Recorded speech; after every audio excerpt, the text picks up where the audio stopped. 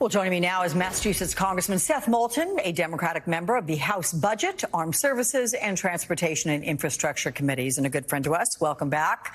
So do you expect, Congressman, any of these Republican lawmakers to testify? I'm curious how you see it playing out. And can they just ignore a congressional subpoena because they, quote, don't, in their opinion, see it as being legit? I mean, aren't there penalties, for doing that? I mean, imagine if every criminal in America just could avoid a court summons, a subpoena, or whatever else just because they don't think it's legit. It's absolutely ridiculous. And a principle of our government is that nobody is above the law. You know, the other thing, Alex, is that there is a reason why for hundreds of years treason has been such a high crime.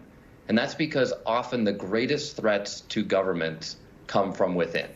That's why it's so important that we actually get to the bottom of what House lawmakers, the people who we trust to represent us in Washington, actually contributed to the insurrection.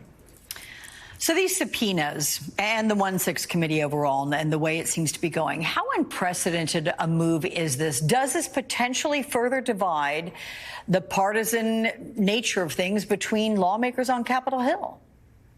Well, it depends how these Republicans respond, because if they do the right thing by the oath they took to the Constitution and to the country, and frankly to the citizens that they represent, then they'll comply with the subpoenas. They will follow the law just as they expect everyone else to follow the law. I mean, these are literally the people who help make the laws. So if there's anybody in America who should follow the laws that are made, it's these members of Congress. What does this tell you about where the committee's investigation is heading? Should we brace for seeing subpoenas for former President Trump, former Vice President Pence before their work is done?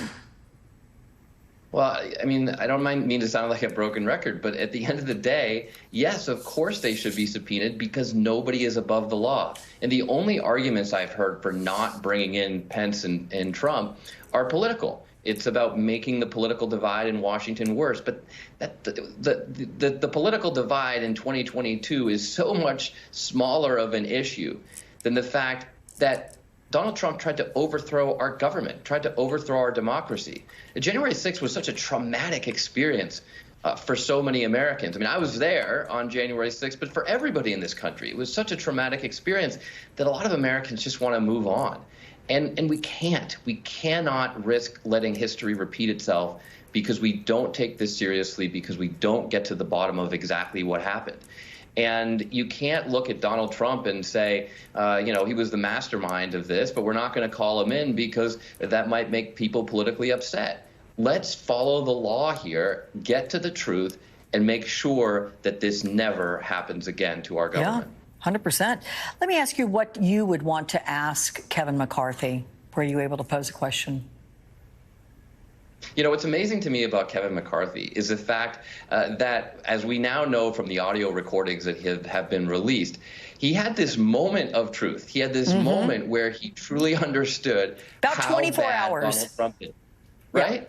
Right. And I want to just I would want to get into that. I would say, Kevin, tell me, you had this moment where you actually wanted to do the right thing for the country. Why not return to that? Why not recognize that you have you have an opportunity here to go down in history as someone who has the political courage to stand up to your party, which is completely controlled by one man, and do the right thing for generations of Americans. Why not take that chance and do the right thing for America? I think you're reading the minds of many who would love to get the answer to that one, my friend. Let's move on to the war in Ukraine, though. As we talk about that $40 billion aid package that was passed by the House, which hit a temporary roadblock in the Senate, Rand Paul blocking quick passage of the bill because he wants language added that calls for an inspector general to scrutinize all the new spending. Is that an unreasonable request? I mean, should how and where the money is being spent be accountable to Congress? Well, it's not fundamentally an unreasonable request. Of course, we should have accountability of it. But you've got to recognize that this is coming from one of the far-right Putin apologists in the Senate. And the consistent criticism that you've heard about this war effort, which has by and large been brilliant on behalf of the Biden administration over the last 2 months, is that they're just not moving quickly enough. This is a criticism you frequently hear from Republicans, that yes, the Biden administration is getting the Ukrainians a lot of support in this fight for freedom, but we wish it were moving more quickly. It's even a criticism that you've heard from some Democrats. And I've criticized the Biden administration, especially early on, for not moving quickly enough. Well, here you have a Republican senator putting the brakes on this massive aid package. And guess what? Every day that goes by, every hour that goes by, that these Ukrainian freedom fighters don't have these weapons that they need to defend their country on the front lines, more Ukrainians will die. So what Rand Paul is doing right now is condemning more Ukrainians to their deaths with this bureaucratic holdup. Okay. Representative Seth Moulton, thank you so much for your insights. Much appreciated.